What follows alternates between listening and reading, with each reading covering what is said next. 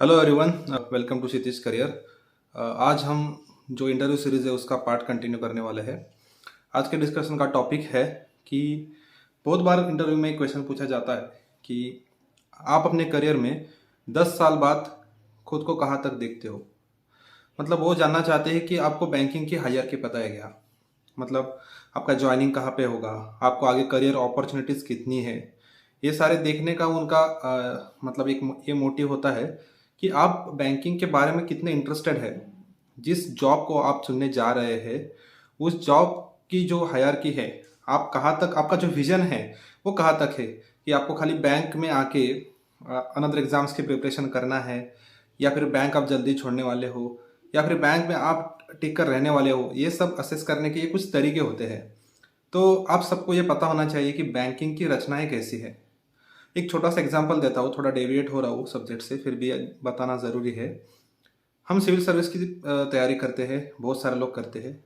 उनको पता होता है कि हमारी पहली पोस्टिंग एसडीएम होने वाली है, उसके बाद हम डीएम बनने वाले हैं, उसके बाद सेक्रेटरीट में जाएंगे, सेंट्रल गवर्नमेंट पे डेपुटेशन पे जाएंगे, या फिर जो पुलिस ऑफिसर है उनकी भी हायर की पता होती है कि पहले हम सब इंस्पेक्टर ज्वाइन करेंगे, फिर उसके बाद एपीआई बनेंगे।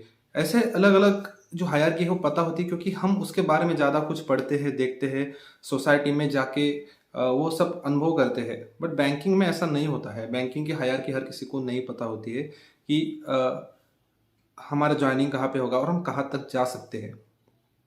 मैं यहाँ पे कोई भी जॉब को कंपेयर नहीं कर रहा हूँ, फिर भी आपको एक आइडिया दे रहा हूँ कि आप as agriculture field officer join करते हो तो आप एक किसी भी जो गवर्नमेंट ऑफ इंडिया में सेक्रेटरी लेवल है वहाँ तक जा सकते हो। वो कैसे कि आप एक बैंक के एमडी सीईओ बन सकते हो। MD CEO is a very big post. MD CEO मतलब पूरा बैंक का जो प्रशासन है वो हैंडल करने वाला, पूरा बिजनेस देखने वाला जो अपेक्स बॉडी है वो है एमडी सीईओ। तो वहाँ तक आप आराम से जा सकते हो। यदि आप में डेडिकेशन है, यदि आप में कुछ करने का जुनून है तो ज़रूर आप वहाँ तक पहुँच सकते हो। और उसके लिए एक हायरार्की होती है। देखिए, ये पिरामिड टाइप स्ट्रक्चर है और competition as is like a pyramid in banking industry. जब आप शुरू में बेस लेवल पे हो, स्केल 1 में हो, आपका आसानी से स्केल 2 में हो जाएगा। स्केल 3 तक भी आप आसानी से पहुंच सकते हो। स्केल 4 में कंपटीशन और बढ़ेगी, 5, 6, जैसे जैसे स्केल में आप आगे बढ़ते जाओगे कंपटीशन टफर होती जाएगी। इसका मतलब ये नहीं है कि कंपटीशन ज़्यादा है तो हम उसके लिए प्रिपेयर नहीं करेंगे। दोस्तों, एक आपको एक चीज़ बताता हूँ कि अभी जो आप जिस लेवल की कंपटीशन आप फेस कर रहे हैं उतनी लेवल की कंपटीशन तो बिल्कुल नहीं है आगे प्रमोशन लेने में। तो आप इजीली एमडी सीईओ एक बैंक के बन सकते हो।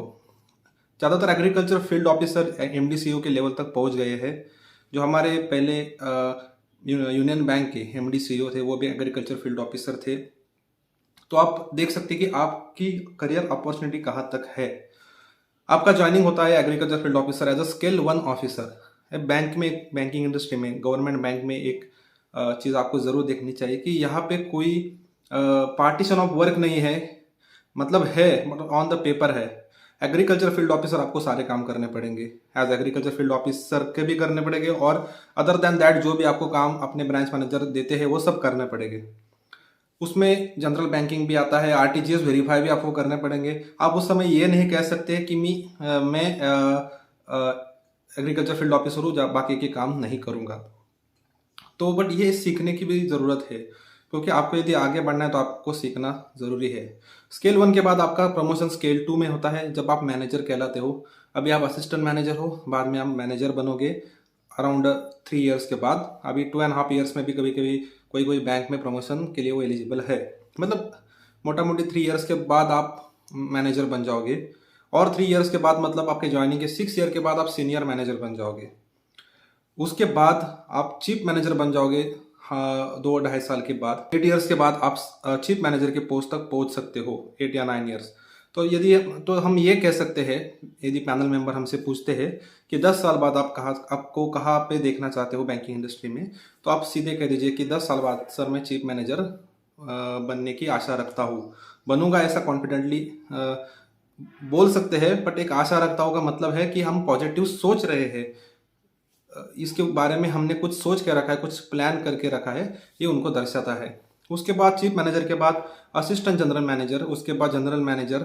जनरल मैनेजर के पहले डीजीएम नाम की पोस्ट होती है, डेप्यूटी जनरल मैनेजर, उसके बाद जनरल मैनेजर, फिर सीजीएम, चीफ जनरल मैनेजर, वो हायर लेवल की रैंकिंग से। ये आप एक बार चीफ जनरल मैनेजर बन जाते हो, उसके बाद आपको और करियर अपॉर्चुनिटीज आगे दिखने लगती है। आप जिस बैंक में, उस बैंक के एमडी सीईओ के पद पर भी जा सकते हो, या फिर दूसरे नेशनलाइज बैंक है उनके एमडी सीईओ भी बन सकते हो। उसके बाद करियर अपॉर्चुनिटी बहुत ज़्यादा आपको एवेन्यूज खोल जाते हैं, बट वहाँ तक पहुँचने के लिए बहुत कठिन मेहनत आपको करनी पड़ेगी। तो आप, यदि आपको पूछा जाए बैंक के इंटरव्यू में कि आप अपने आप को 10 साल बाद कहाँ देखते हो करियर में, तो आप डायरेक्टली कह सकते हैं कि एज अ चीफ मैनेजर में काम कर रहा रहूँगा बैंक में या रहूँगी, या आप उसको आंसर कर सकते हो। ऐसे बैंकिंग रिलेटेड, इंटरव्यू रिलेटेड कोई आपके सवाल है तो कमेंट सेक्शन में मेरे को ज़रूर बताएं, मैं उसके अकॉर्डिंग वीडियोस बनाऊंगा। और चैनल को सब्सक्राइब ज़रूर करना।